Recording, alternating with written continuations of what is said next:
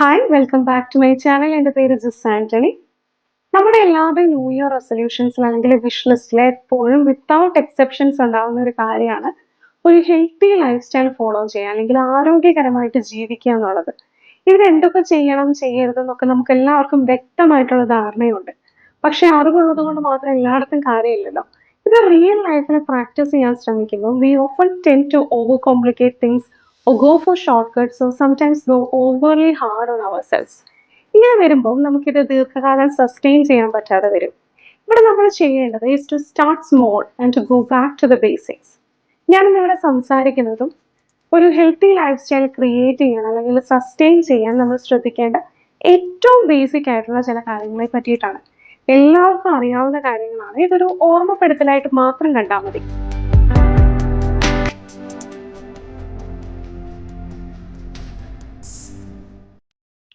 നമ്മൾ വളർന്നു വന്ന സാഹചര്യങ്ങളെയും സോഷ്യോ കൾച്ചറൽ എലമെന്റ്സിന്റെ പ്രതിഫലനമാണ് നമ്മുടെ ഫുഡ് ഹാബിറ്റ്സ്. അതുകൊണ്ട് തന്നെ ഇത് കംപ്ലീറ്റ്ലി ഉടച്ചു വാർക്കുക എന്ന് പറയുന്നത് പോസിബിൾ അല്ല. ഇനി ചില പ്രത്യേക സന്ദർഭങ്ങളിൽ കുറച്ച് കാലത്തേക്ക് പോസിബിൾ ആയെങ്കിൽ തന്നെ ഇതൊരിക്കലും സസ്റ്റൈനബിൾ ആവില്ല. ഇവിടെ നമുക്ക് ഏറ്റവും പ്രാക്ടിക്കലായിട്ട് ചെയ്യാൻ പറ്റുന്ന കാര്യം നമുക്ക് കഴിക്കാൻ ഇഷ്ടമുള്ള ഭക്ഷണങ്ങൾ തന്നെ ആരോഗ്യകരമായിട്ടുള്ള ചെറിയ മാറ്റങ്ങൾ വരുത്തി കണ്ടിന്യൂ ചെയ്യുക എന്നുള്ളതാണ്. നമ്മുടെ ഡെയിലി ഡയറ്റിൽ ആവശ്യത്തിന് carbohydrates, proteins, fats, fibre, vitamins, minerals ഒക്കെ അടങ്ങിയിട്ടുണ്ടെന്ന് ഉറപ്പുവരുത്തുക. ചെറിയൊരു റിസർച്ച് നടത്തിയാൽ തന്നെ ഈ പോഷകങ്ങളുടെയൊക്കെ നമുക്ക് അവൈലബിൾ ആയിട്ടുള്ള സോഴ്സസ് എന്തൊക്കെയാണെന്ന് നമുക്ക് മനസ്സിലാക്കാൻ സാധിക്കും. നമ്മുടെ ഇന്ത്യൻ ഡയറ്റ് പൊതുവെ പ്രോട്ടീൻ ഡെഫിസിറ്റ് ആണ്. അതുകൊണ്ട് തന്നെ നമ്മൾ കഴിക്കുന്ന എല്ലാ മീലിലും എന്തെങ്കിലും ഒരു പ്രോട്ടീൻ സോഴ്സ് ആഡ് ചെയ്യാനായിട്ട് പ്രത്യേകം ശ്രദ്ധിക്കണം. കാർബിന്റെ കാര്യത്തിലാണെങ്കിൽ ഇത് കംപ്ലീറ്റ്ലി കട്ട് ചെയ്യാതെ പോർഷൻ കൺട്രോൾ ചെയ്യുക. ആഡഡ് ഷുഗേഴ്സ് ഉള്ളതും ഓവർ പ്രോസസ്ഡ് ആയിട്ടുള്ള ഭക്ഷണ പദാർത്ഥങ്ങൾ കഴിയുന്നിടത്തോളം ഒഴിവാക്കുക. സീസണലി ആൻഡ് ലോക്കലി അവൈലബിൾ ആയിട്ടുള്ള ഫ്രൂട്ട്സ് ധാരാളം കഴിക്കുക. Green leafy vegetables, probiotics, nuts, seeds ഒക്കെ ഡെയിലി ഡയറ്റിൽ ഉൾപ്പെടുത്തുക.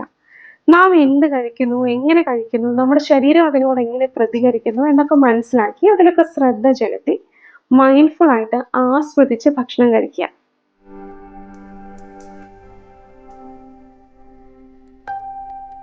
ആരോഗ്യകരമായിട്ടുള്ള ജീവിതത്തിന് ഭക്ഷണക്രമത്തോടൊപ്പം തന്നെ പ്രധാനമാണ് ചിട്ടയായിട്ടുള്ള വ്യായാമവും.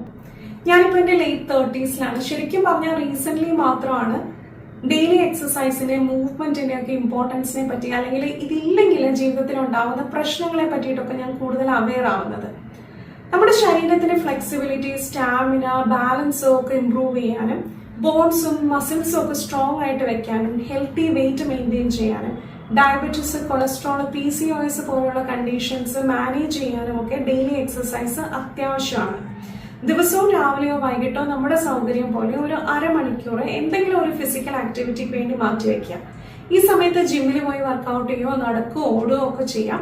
വീട്ടിലിരുന്നുകൊണ്ടുള്ള വർക്കൗട്ടാണ് നിങ്ങൾ നോക്കുന്നതെങ്കിൽ യോഗ, സ്ട്രെച്ചിങ്, ഡാൻസ് പോലുള്ള ആക്ടിവിറ്റീസ് ചെയ്യാം. എല്ലാ ദിവസവും ഒരേ ആക്ടിവിറ്റി തന്നെ റിപ്പീറ്റ് ചെയ്യാതെ ഇത് ഇടയ്ക്ക് അങ്ങോട്ടും ഇങ്ങോട്ടും ഒക്കെ ഒന്ന് മാറ്റി ട്രൈ ചെയ്യാം.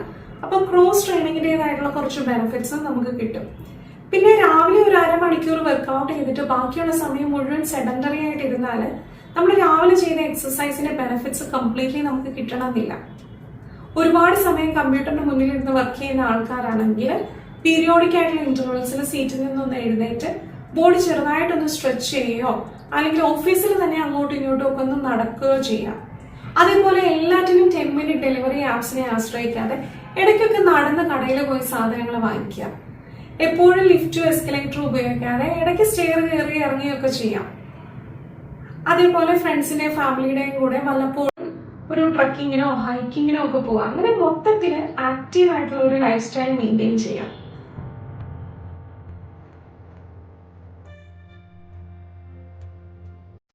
നമ്മുടെ ശരീരത്തിന്റെ 60% വരെ വാട്ടറാണ്. ഈ വാട്ടറിന്റെ പ്രസൻസിലാണ് നമ്മുടെ എല്ലാ ബോഡിയിലെ ഫങ്ഷൻസും നടക്കുന്നത്. അതുകൊണ്ട് തന്നെ നമ്മുടെ ശരീരം പ്രോപ്പറായിട്ട് ഫങ്ഷൻ ചെയ്യാനായിട്ട് നമ്മൾ ധാരാളം വെള്ളം കുടിക്കേണ്ടതുണ്ട്. വെള്ളം കുടിക്കുന്നത് കൊണ്ട് മറ്റു പല ഗുണങ്ങളും ഉണ്ട്. നമ്മുടെ എനർജി ലെവൽസ് ഹൈ ആക്കി വെക്കാനും ഫോക്കസ് ഇംപ്രൂവ് ചെയ്യാനും സ്കിന്നിന്റെ ഡ്രൈനെസ് കുറയ്ക്കാനും തലവേദന, muscle cramps, urinary tract infection പോലെയുള്ള കാര്യങ്ങൾ ഒഴിവാക്കാനും ഒക്കെ അത് ഹെൽപ്പ് ചെയ്യും. ഒരു ഫുള്ളി ഗ്രോൺ അഡൽറ്റ് 2 മുതൽ 2.5 ലിറ്റർ വരെ വെള്ളം എല്ലാ ദിവസവും കുടിക്കണം എന്നാണ് പറയുന്നത്. നമ്മുടെ ശരീര പ്രകൃതിക്കും ജീവിത സാഹചര്യങ്ങൾക്കും ഒക്കെ അനുസരിച്ച് ഈ കണക്കിൽ വ്യത്യാസങ്ങൾ വരാം. ഏതായാലും വാട്ടർ കൺസംഷന്റെ കാര്യത്തിൽ എല്ലാവരും ഒരേപോലെ ശ്രദ്ധിക്കേണ്ട ചില കാര്യങ്ങളുണ്ട്. ഒന്ന്, രാവിലെ എഴുന്നേറ്റ ഉടനെ ഒരു ഗ്ലാസ് വെള്ളം കുടിക്കുക. ഇത് നല്ലൊരു ഉറക്കത്തിന് ശേഷം നമ്മുടെ ബോഡി റീഹൈഡ്രേറ്റഡ് ആക്കാനും ടോക്സിൻസ് ഫ്ലഷ് ഔട്ട് ചെയ്യാനും ഒക്കെ ഹെൽപ്പ് ചെയ്യും. പിന്നെ ദാഹത്തിനനുസരിച്ച് വെള്ളം കുടിച്ചുകൊണ്ടിരിക്കുക. നമ്മുടെ വർക്ക് സ്പേസിൽ കാണാൻ പാകത്തിൽ ഒരു കുപ്പി വെള്ളം എപ്പോഴും വെക്കുക. അതേപോലെ പുറത്തു പോകുമ്പോഴും കയ്യിൽ ഒരു റീയൂസബിൾ വാട്ടർ ബോട്ടിൽ കരുതുക. നമ്മൾ വെള്ളം കുടിക്കുമ്പോൾ ഏതെങ്കിലും ഒരു പ്രത്യേക അളവെത്തിക്കാനായിട്ട് ശ്രമിക്കുന്നതിന് പകരം നമ്മുടെ ശരീരത്തിന്റെ ആവശ്യങ്ങൾ മനസ്സിലാക്കി അതിനോട് റെസ്പോണ്ട് ചെയ്യാണ് വേണ്ടത്.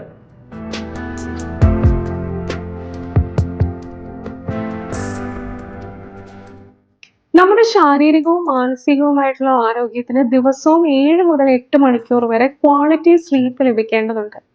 നല്ല ഉറക്കം ശരീരത്തിന്റെ പ്രതിരോധശേഷി വർദ്ധിപ്പിക്കാനും ഹൃദയാരോഗ്യം, തലച്ചോറിന്റെ പ്രവർത്തനം, ഓർമ്മശക്തി, മാനസികാരോഗ്യം എന്നിവ മെച്ചപ്പെടുത്താനും സഹായിക്കുന്നു.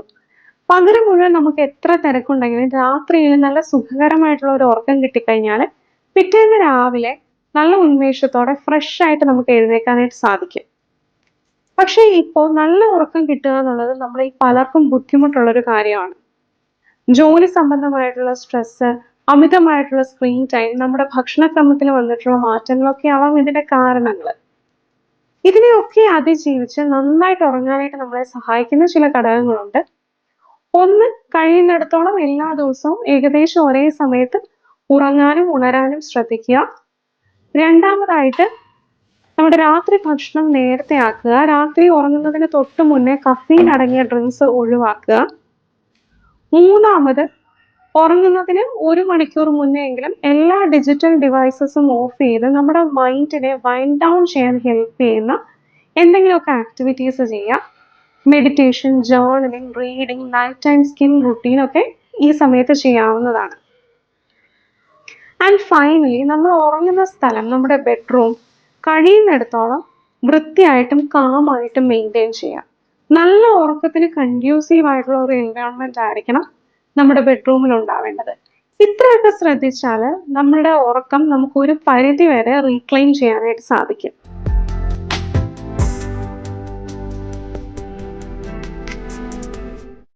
സ്ട്രെസ് നമ്മുടെ ജീവിതത്തിൽ ഇന്നെവിറ്റബിൾ ആയിട്ടുള്ള ഒരു സംഗതിയാണ്. ലൈഫിൽ സ്റ്റക്കായി നിൽക്കാതെ മുന്നോട്ട് പോകാനും നമ്മുടെ ഗോൾസ് അച്ചീവ് ചെയ്യാനും ഒക്കെ ചെറിയ അളവിലുള്ള സ്ട്രെസ് നമ്മളെ സഹായിക്കും. പക്ഷെ ഇതൊരു ത്രെഷോൾഡിന് മുകളിൽ എത്തുമ്പോൾ ആൻസൈറ്റി, ഡിപ്രഷൻ, ബേൺ ഔട്ട് പോലെയുള്ള പ്രശ്നങ്ങൾ ഉണ്ടാക്കും. നമ്മുടെ നോർമൽ ലൈഫിനെ ഇത് ബാധിക്കുകയും ചെയ്യും. മെഡിറ്റേഷൻ, ജേർണലിംഗ് പോലുള്ള ആക്ടിവിറ്റീസ് നമ്മുടെ ഡെയിലി ലൈഫിന്റെ പാർട്ടാക്കിയാൽ ഒരു പരിധി വരെ നമുക്ക് സ്ട്രെസ് കൺട്രോൾ ചെയ്യാനായിട്ട് സാധിക്കും. നിങ്ങൾ റിലീജിയസ് ആയിട്ടുള്ള ഒരാളാണെങ്കിൽ ദിവസവും കുറച്ച് സമയം പ്രാർത്ഥനയ്ക്കായിട്ട് മാറ്റിവെക്കുക. നിങ്ങളെ സ്നേഹിക്കുന്ന, നിങ്ങളെ പരിഗണിക്കുന്ന, നിങ്ങൾക്ക് സന്തോഷം തരുന്ന ആൾക്കാരുടെ കൂടെ കൂടുതൽ ടൈം സ്പെൻഡ് ചെയ്യുക. ആഴ്ചയിൽ ഒരിക്കലെങ്കിലും കുറച്ച് സമയം സെൽഫ് കെയറിനായിട്ട് മാറ്റിവെക്കുക. പിന്നെ മോസ്റ്റ് ഇമ്പോർട്ടൻ്റ്ലി, നിങ്ങൾക്ക് സ്ട്രെസ് നൽകുന്ന കാര്യങ്ങൾ, അത് ചില വ്യക്തികളാവാം, സാഹചര്യങ്ങളാവാം, അതിൽ നിന്നൊക്കെ കഴിയുന്നിടത്തോളം ഒഴിഞ്ഞു നിൽക്കുക. ഇത്രയൊക്കെ ചെയ്തിട്ടും നിങ്ങളുടെ സ്ട്രെസ് ലെവൽസ് ഹൈ ആയിട്ട് തന്നെയാണ് നിൽക്കുന്നതെങ്കിൽ ഒരു പ്രൊഫഷണൽ ഹെൽപ്പ് എടുക്കാനും മടിക്കരുത്. അപ്പോൾ ടു സം അപ്പ്, ഒരു ഹെൽത്തി ലൈഫ് സ്റ്റൈലിന്റെ ഏറ്റവും ബേസിക് ആയിട്ടുള്ള 5 എലമെന്റ്സിനെ പറ്റിയിട്ടാണ് നമ്മൾ ഇന്ന് ഡിസ്കസ് ചെയ്തത്. Nutrition, movement, hydration, sleep and stress management. ഇവിടെ എപ്പോഴും ശ്രദ്ധിക്കേണ്ട ഒരു കാര്യം, ഹെൽത്തി ലിവിംഗ് എന്ന് പറയുന്നത് ഇന്ന് തുടങ്ങി നാളെ അല്ലെങ്കിൽ അടുത്ത ആഴ്ച അല്ലെങ്കിൽ അടുത്ത മാസം അവസാനിക്കുന്ന ഒരു സംഗതിയല്ല. ഇതൊരു ലൈഫ് ലോങ് പ്രോസസ്സാണ്. So take it slow, 1 step at a time. എല്ലാവർക്കും വീഡിയോ ഇഷ്ടമായി എന്ന് കരുതുന്നു. നിങ്ങളുടെ അഭിപ്രായങ്ങളും നിർദ്ദേശങ്ങളും കമന്റ് ചെയ്യാം. Thanks for watching. See you later. By.